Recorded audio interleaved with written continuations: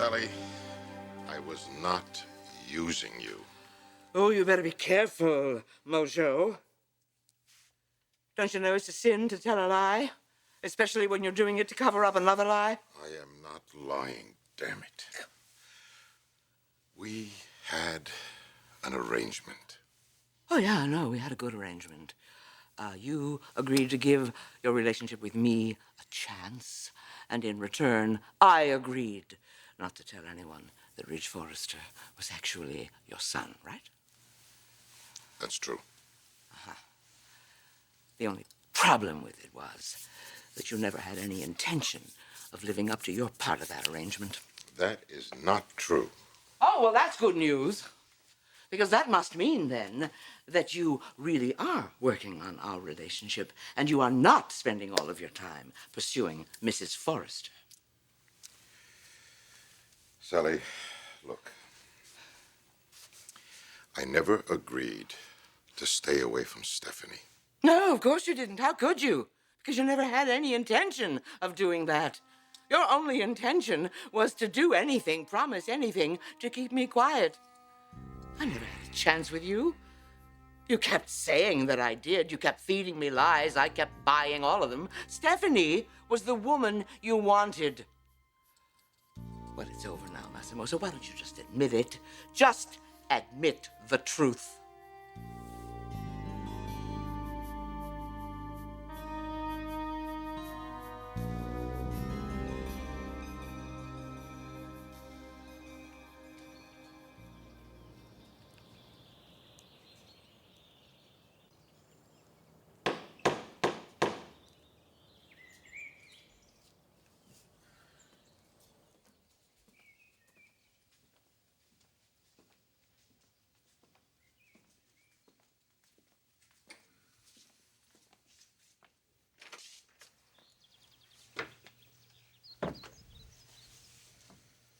Nothing more to be said here, Dad. I just want a few minutes of your time, all right? Why? I'm not coming back to Forrester. There's nothing you can say to convince me. That's not what I want to talk about. Then what? Come on, just come in.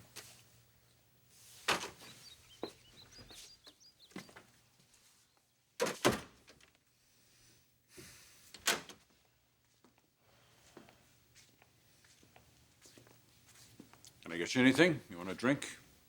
A little early for all that. What's really on your mind here? Come on. You and me, our relationship? Well, I don't really have a lot to say about all that.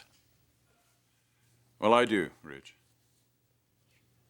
I know you think I betrayed you, but it was never my objective to get you out of the company. You slapped me down, Dad. You slapped me down in front of Brooke and Rick and the whole company. Now, how the hell am I supposed to come back to work after that? What about what you did to your brother and your sister? What about what you did to me? What I did to you? Excuse me? You put me in a very difficult position, Ridge. I vote against you and you feel betrayed and you leave the company. I vote for you and Brooke vetoes it and you're gone anyway. And where does that leave us? That leaves us with a CEO who doesn't trust us. Now, what was I supposed to do? What would you have done in that situation? Vote against Brooke. You vote against Brooke and then you walk out with me. And leave Brooke there just to run the whole company on her own. What would that have accomplished, Ridge? Don't you see, this ultimatum of yours was a very, very bad idea. You had nothing to gain and everything to lose, and you lost. And worst of all, you left the rest of us just hanging there. Now, you can be angry. You can be as angry as you like, but this was not a new situation, you know. Brooke took over that company years ago. And the rest of us have done our best to cope with it. I want you to come back, son. Look, we'll cooperate with Brooke in the short run, but in the long run, we're going to make it our objective to get that company back. It might take years. But we'll get the company back, and eventually you're going to run Forrester Creations. I promise you that.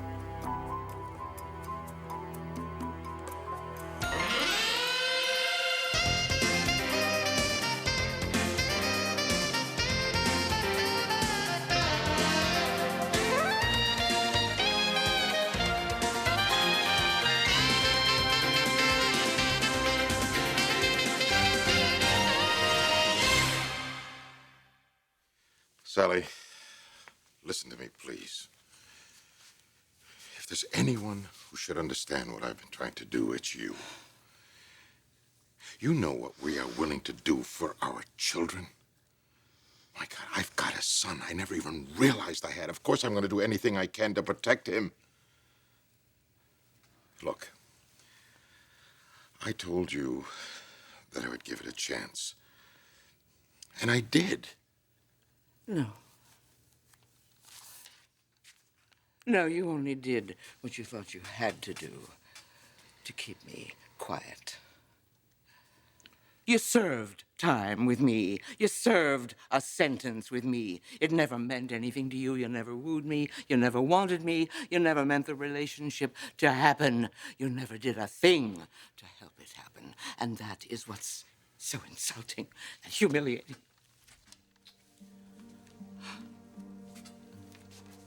I really cared so much about you, Massimo. I thought you were so wonderful. I would have done anything for you. And you used that. You'll use my feelings against me. Because all you wanted was to make sure that the truth about Ridge never came out. Because if that had happened, then Stephanie would have blamed you for it. And you just couldn't let that happen, could you? She's the woman of your dreams. She's the only one you wanted. I'm nothing. Well, the show's over now, Mojo. Curtain. And the last laugh is going to be on you. Don't. Don't what? Don't pick up the phone and talk to a few friends of mine over at the tabloids? Why the hell would you do that to me? Why the hell wouldn't I, after what you did to me? All right. Okay. I apologize. I should have tried harder. And I'll do better. Oh, you will, huh? You're telling me you're going to do better. And I'm supposed to believe you after all that's happened. You really are incredible. You are such a ruthless character, Mojo. You will do absolutely anything. You will say anything to get what you want. And if a few people get hurt in the process, if their heart gets broken a little bit, so be it. That is their problem, not yours, right?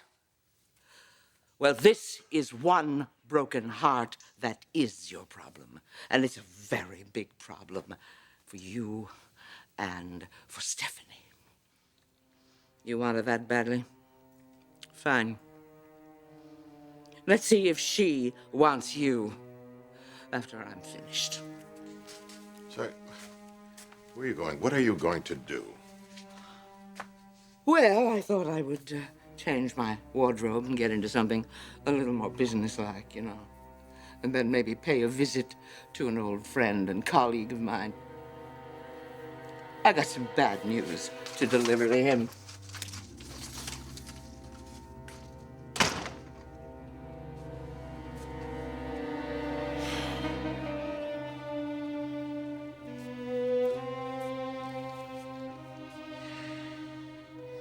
Sound like you really mean that. I do. You're my oldest son, Ridge. One day you're going to run the company. One day, huh? Look, you know I can't be any more specific than that. Brooke owns most of Forrester. She has 2 kids. Rick's made it pretty obvious he wants to run the company himself someday. Brooke's not going to give that up. No way. No, Dad, I can't go back. Too much has gone down. Forrester is changing. Amber, of all people, is designing a collection Rick and Deacon have virtually taken over. I'd be fighting a different battle every day. I don't think that's going to be good for any of us. And do anything to change your mind. Look, for what it's worth, I don't totally blame you for my leaving. Well, maybe I blame myself. It's like you said. If you had voted for me, Brooke would have voted against me. I would have left anyway. No, it's not. It's not the vote, Ridge. It's all the time I spent training you. It's all the time I spent teaching you to, I don't know, to cut your losses when defeat seems inevitable, and to choose your battles wisely, and to always look towards the future. The others seem to have learned that, but you didn't, and I blame myself for that. Yeah, well, I guess I'm just different than the rest of you. That's small consolation for a man that just lost his son. Oh, come on, Dad. You didn't lose me. I lost a dream, Ridge. All that time that Brooke was gone, that you were in charge,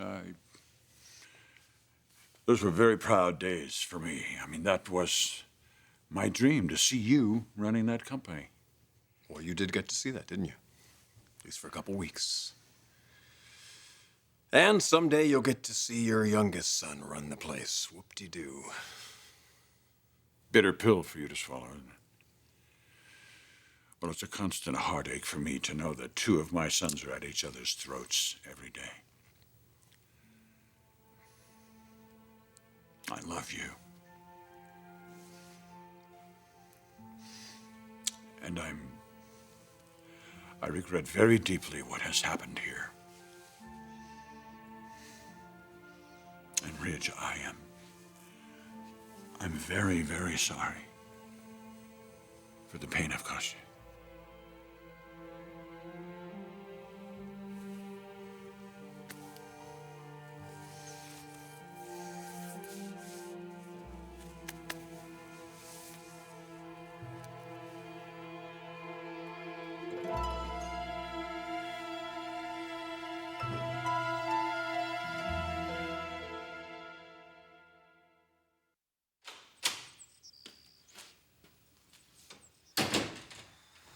Hi, honey.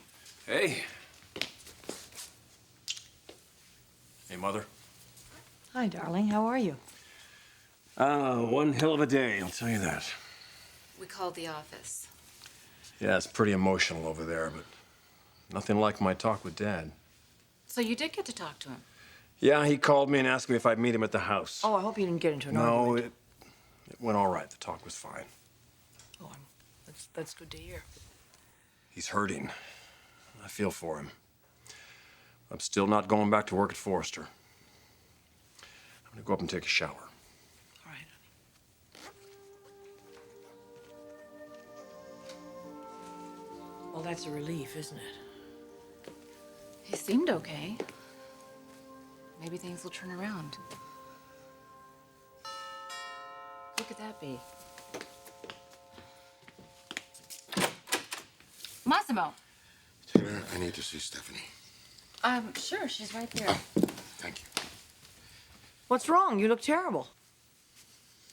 I need to talk to you alone, if you don't mind.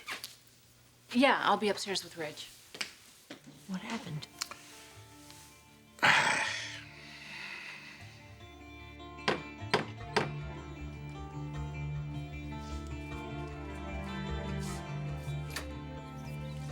Hello, Eric. Sally, what do you want? Oh, nothing, just a couple of minutes of your time. I figured you could spare that for an old veteran of the fashion wars, huh? Sure, come in. Come in. Thank you. I have to warn you, though, I'm not in the best of moods. Well, I'm not surprised to hear that. I've heard about your troubles, Eric. Troubles? What's happened to my family's a tragedy, Sally. No. No, you know, when I hear the word tragedy, I always think about something involving betrayal or death, like something that happened to my daughter Macy, you know? That was a tragedy, you're right. But that was an accident. Eric, my daughter would be alive today if it wasn't for some of the things that were done to her by members of your family. Sally, you have to start seeing somebody about this. So it's my problem, huh? I'm the one with the problem. Tell me something, Eric. Who was it that brought Brooke Logan into all of our lives? Was it me? No. It was you, Eric. You and your sons. First Ridge had her, and then you had her, and then she was handed over to Thorne. But you see, that was a problem, wasn't it? Because Thorne happened to be married to my daughter at the Look, time. come on, Sally. It didn't happen that way, and you know it. Of course it happened exactly like that. And while it was happening, nobody lifted a finger to stop it. You didn't do a thing to help. And that laid the groundwork for an awful lot of misery and heartbreak for me and my family. Well, now it's your turn. You took my daughter. I'm gonna take one of your sons.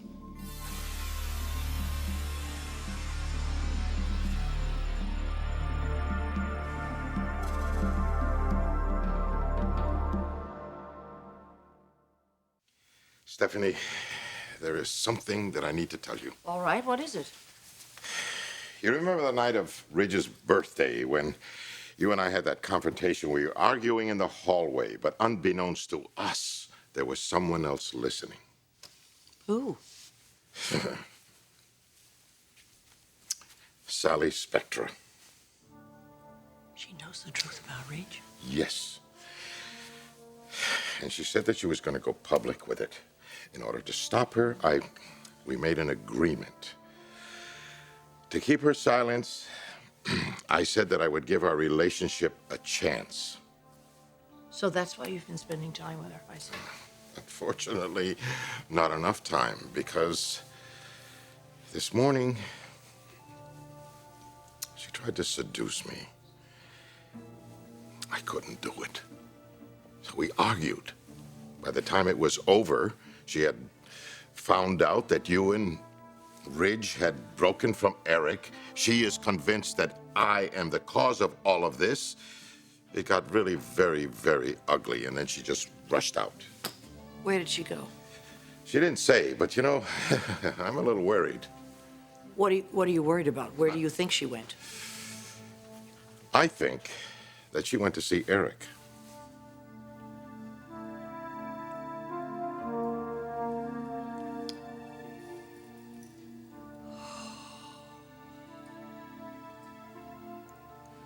I don't want Eric to find out about this. Certainly not this way. You're threatening my children? Only one of them, Eric. You don't go anywhere near any one of my kids. I'm not threatening to physically harm your children. That may be your style, Eric, but it's not mine. Oh, I got you. We're going to open up some kind of a big scandal here. Is that what this is about? No, it's not about scandal. I want more than that. I want justice. And that is something you and your family have managed to avoid for some time, but not anymore. All right, so what do you got on us, Sally? What do you got on us? Not that I care. Eric, did it ever occur to you that you might have had a lot easier time with people like me if you just treated us like human beings? I've always admired you, you know. Liked you very much. Always wanted your good opinion. Never got it. Every time I trusted you, what did I get? Your friendship? Your respect? No. I got humiliation and heartbreak and insult, and all of it culminated in the death of my daughter. Now, I'm not sure you understand what that feels like. That kind of grief.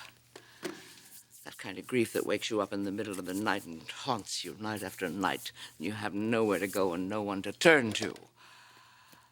I'm not sure you have any idea what that kind of grief is, Eric, but you are about to learn.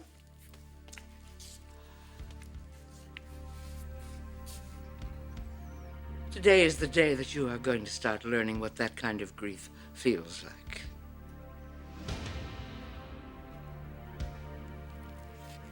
I have some very bad news for you, Eric.